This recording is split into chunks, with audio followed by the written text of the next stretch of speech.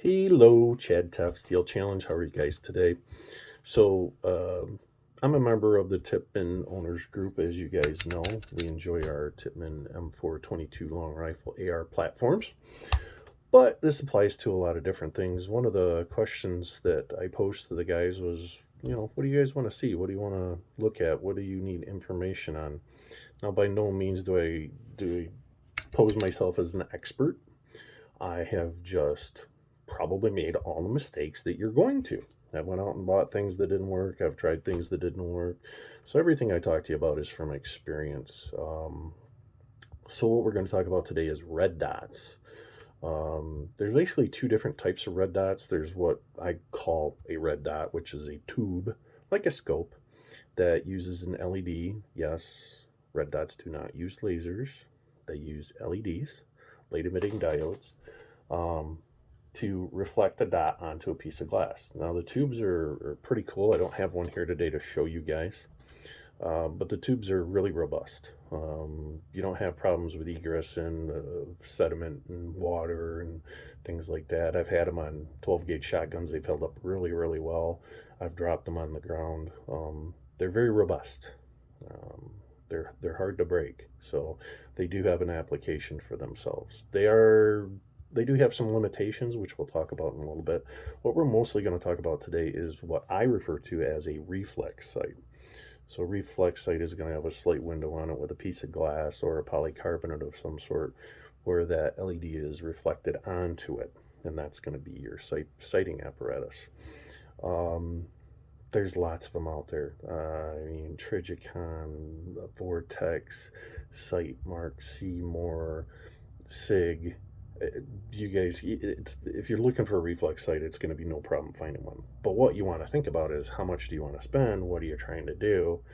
And how accurate do you need to be? For instance, we're going to talk about MOA size first and foremost. So, MOA, or minute of angle. All that I know of, red dot sights come with a rating for the dot size in MOA. For instance, we're going to talk about a 16 MOA dot today. Well, 16 MOA means that dot at 100 yards will represent a 16-inch circle.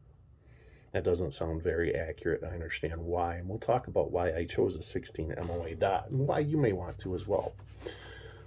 So, if at 100 yards, that's the 16-inch circle. At 50 yards, it's an 8-inch circle.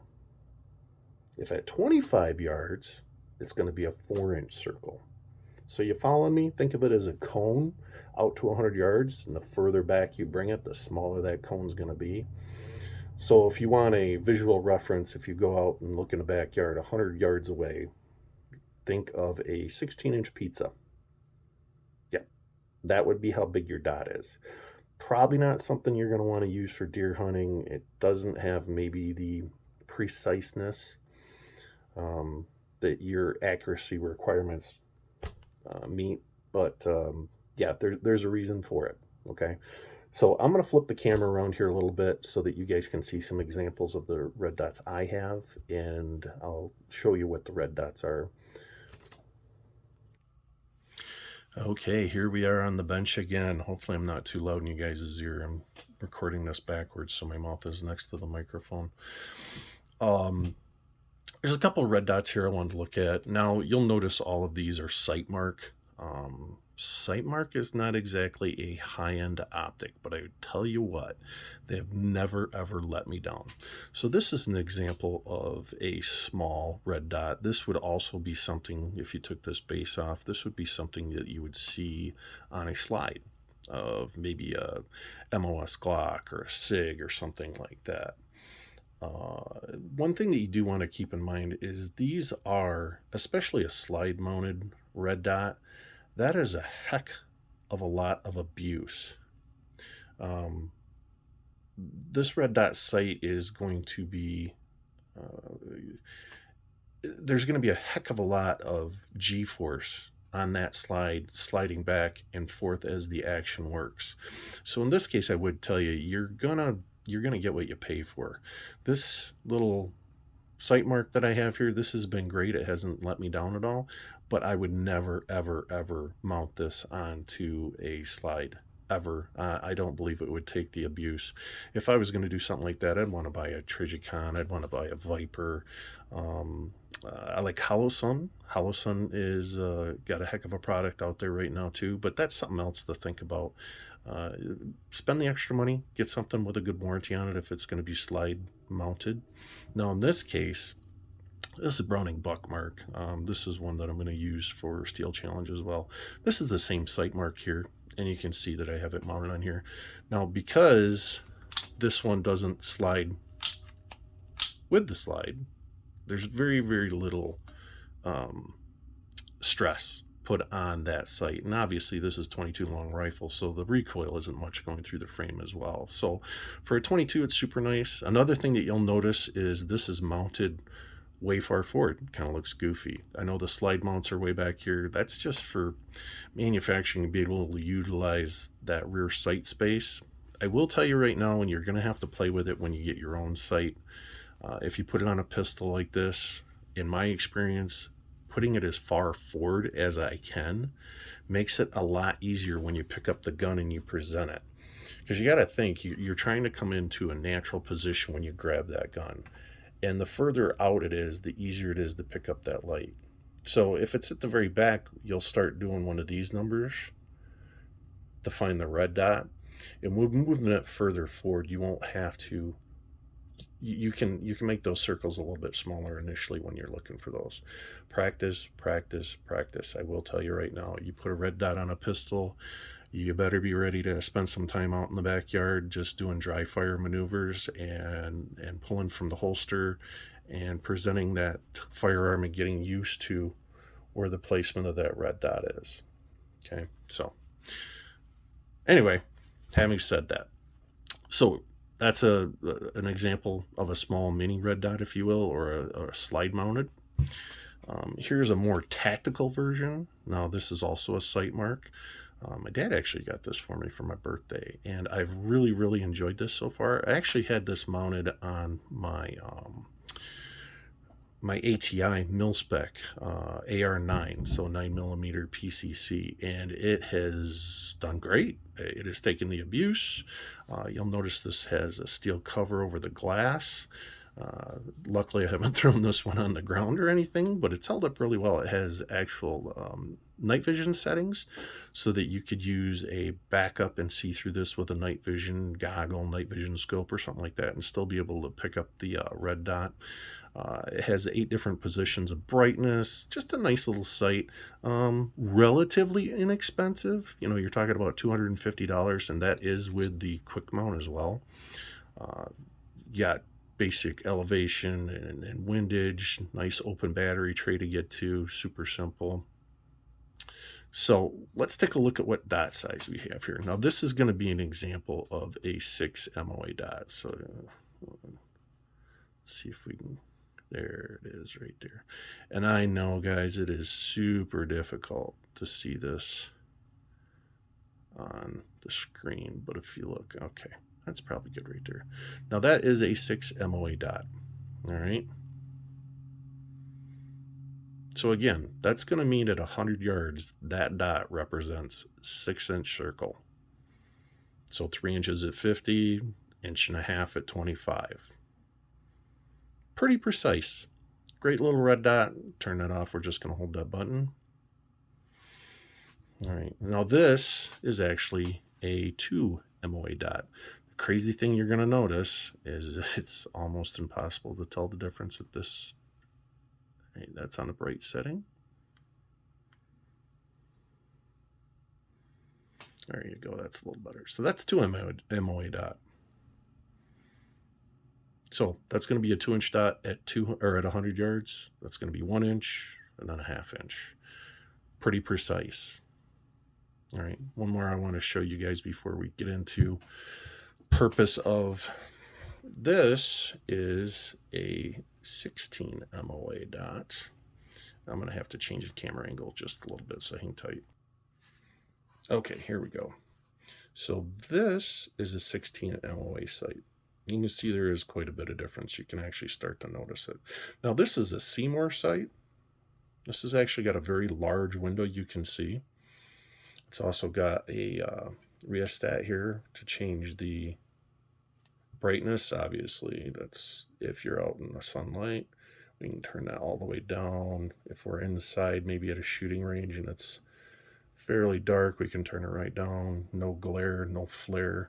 I know it's hard to pick up on the camera. Anyway, so this is actually mounted on my Tipman. This is my Tipman upper here. This is specifically used for Steel Challenge. So why in the world would I get a 16 MOA dot? Well, it's real simple.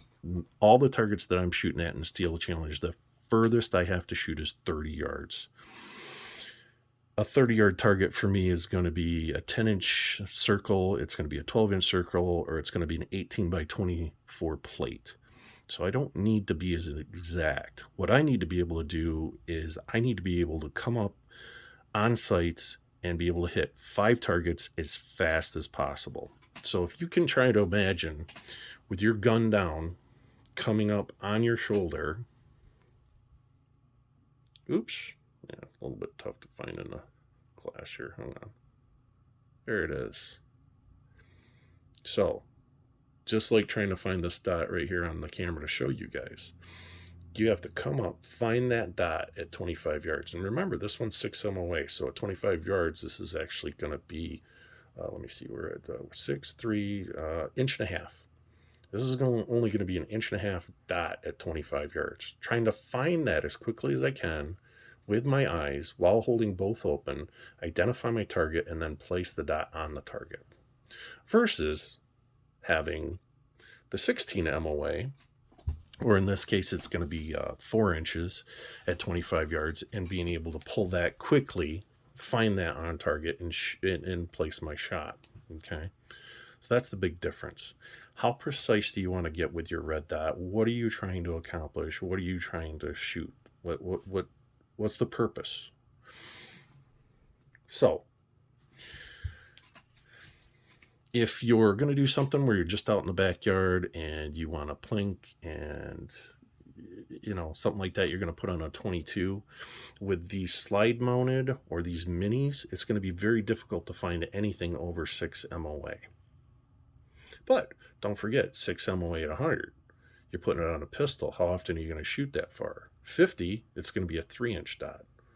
Probably not going to shoot your pistol at 50 a tremendous amount. You're probably going to be at 25, which puts us back to where we at, inch and a half dot. That is more than precise. Another thing that you're going to learn when you start shooting with a red dot is how shaky you truly are. If you put this red dot on a pistol and you extend your arms and you look at the background, I mean, even with me here, you can see what kind of movement. It's going to magnify any movement that you have, and it's going to take a long time to get used to. Another thing that you should think about when you're looking at a red dot, besides what are you using it for, is the color red dot. I know, seems like it go without saying, red dot's red dot. Well, they do also make green. I know for myself, I honestly pick up the green red dots better than I do the red dots. I prefer the green red dots. Unfortunately, they're not available in everything. It's kind of funny because my brother was in the Navy, and on the Navy ships at night, they would turn on red lights and get rid of the white lights. And I always ask, why is that? Well, red light doesn't travel as well. That wavelength of light isn't as detectable by the human eye over distance. But let's make our sights red. Never did make much sense to me, but for whatever case, that's what they are. I do also have a green dot, and my eye just tends to pick it up better. There's also different reticles that you can get. Circle with a dot in the middle, just a circle, just a dot, some crosshairs. There's all sorts. You need to go out and take a look and see what you like and what's going to work for you. The whole idea behind these little buggers is to take up very little space, all right, to be able to allow you to see a broader area when you're using one of these. If you think about it, if you're using a scope or you're using a tube style, you have a hole, and the only thing you can see is what's in that hole, right? With one of these, especially if you shoot both eyes open, yes, I can see that dot out of my right eye, okay? But my left eye can still see what's going on around me. I can be acquiring targets as I go, all right? And again, with Steel Challenge, that's really important. Again, Steel Challenge, for those of you that don't know, there's 5 steel targets that are set up. And in this case, because we're shooting rifles, we start in a down position. It can be on your shoulder, but the gun has to be pointed down 20 feet out and 2 feet above.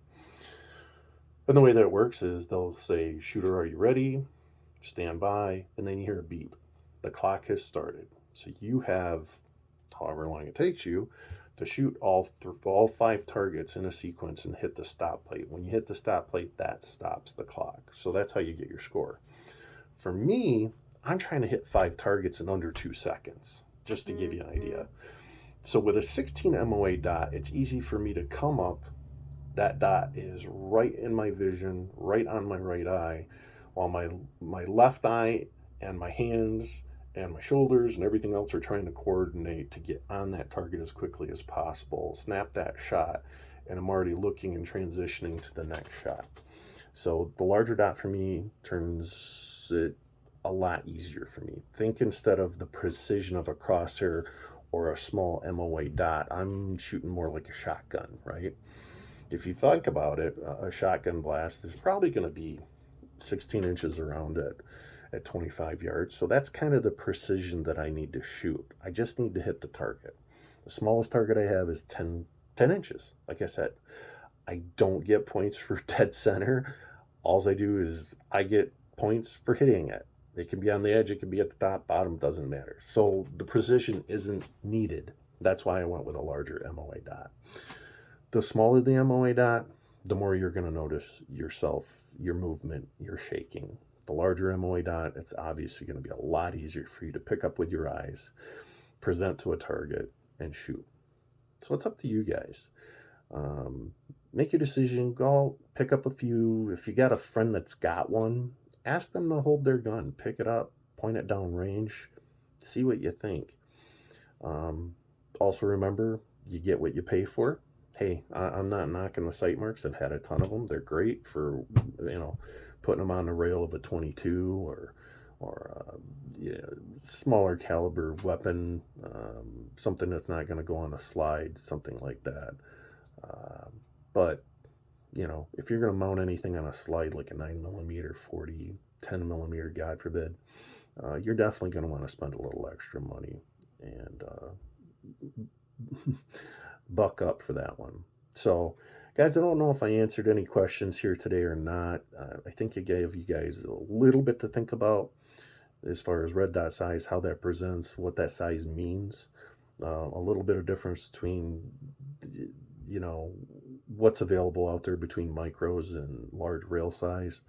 If you guys got other questions, concerns, there's something else you want me to cover, by all means, give me, hit it down on the messages, comments. If you could, please like and subscribe. Let me know what else you guys want to see. We will have some tactical optics for the AR platform here shortly. A friend of mine has got a Viper system that he wants put on his AR. He's going to send that over to me to put on for him and sight in and get set up for him. So we'll videotape that and go through that. That should be fun. We still have to do some testing with some ammunition, and we're going to look at different velocities. We're going to look at things like velocities out of a pistol like this with, I think that's a 6-inch barrel versus our Tippmans with 16-inch barrels. So it'll give us a little idea there. We might do a little accuracy testing too. I was kind of curious. A lot of people will tell you that a bolt action is always more accurate than an automatic. Yeah, maybe we'll do a little testing with that as well. But sure appreciate you guys watching. Like I said, if you got any comments, questions, concerns, by all means, hit me up. Thank you very much. Have a great day.